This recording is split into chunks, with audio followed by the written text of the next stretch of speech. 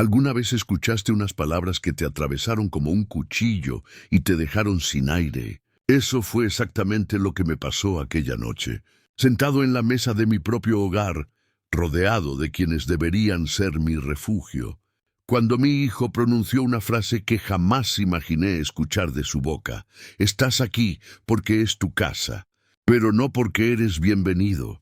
El silencio que cayó sobre la mesa fue tan denso que parecía que el aire mismo se había vuelto de plomo.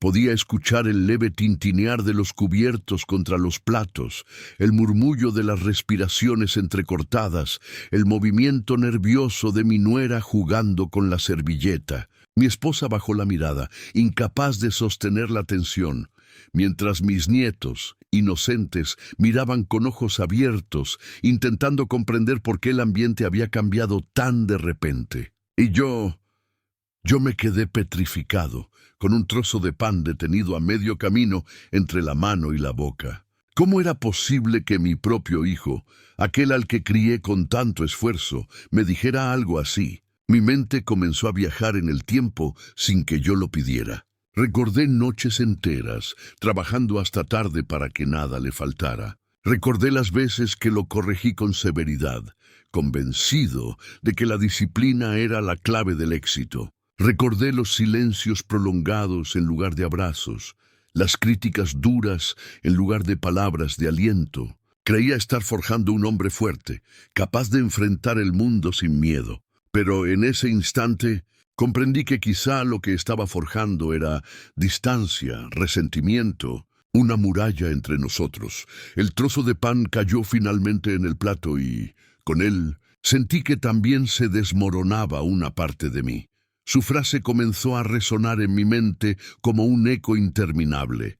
Estás aquí porque es tu casa, pero no porque eres bienvenido.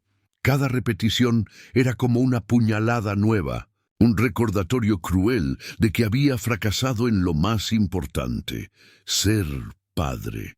Quise hablar, pero mi voz se negó a salir.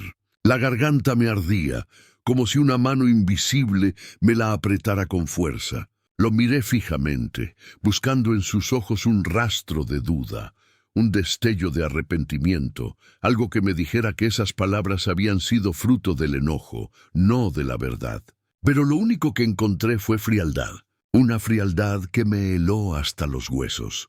No supe cuánto tiempo pasó hasta que logré articular palabra. Tal vez segundos, tal vez minutos. Con voz quebrada, apenas audible, le dije: «Hijo, ¿de verdad piensas eso de mí?». Él apartó la mirada, como si sostenerla fuera demasiado pesado, y se encogió de hombros con un gesto seco. Su silencio fue peor que cualquier respuesta, porque en él se escondía la confirmación de que lo que había dicho no era un impulso, sino una verdad que llevaba tiempo guardando en su corazón.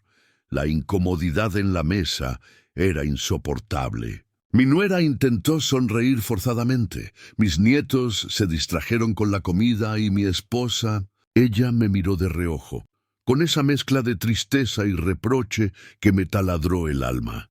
Fue entonces cuando decidí que no podía quedarme callado, que no podía permitir que esas palabras quedaran flotando en el aire sin enfrentar su peso.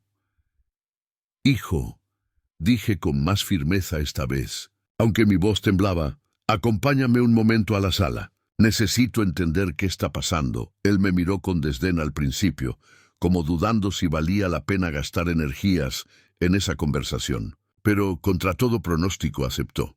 Se levantó lentamente, dejó su servilleta sobre la mesa con un movimiento brusco y sin decir nada caminó hacia la sala. Yo lo seguí, sintiendo cada paso como un juicio en mi contra. La sala estaba en penumbras, iluminada apenas por la lámpara del rincón. El contraste con la mesa iluminada y ruidosa era abismal. Allí, en ese silencio incómodo, mi hijo se giró hacia mí con el rostro endurecido y explotó. «¿Quieres saber por qué te dije eso?». Su voz era dura, afilada como un látigo.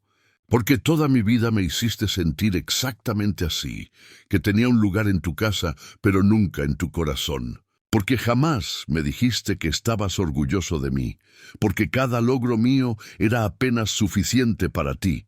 y cada error se convertía en una condena eterna. Cada palabra suya me golpeaba como un puño en el estómago. Intenté interrumpirlo, justificarme, pero él levantó la mano en un gesto autoritario. «Déjame hablar, papá. He esperado demasiado tiempo para decirte esto». Tragué saliva y asentí en silencio. ¿Sabes lo que sentía cuando llegabas tarde del trabajo y apenas me mirabas?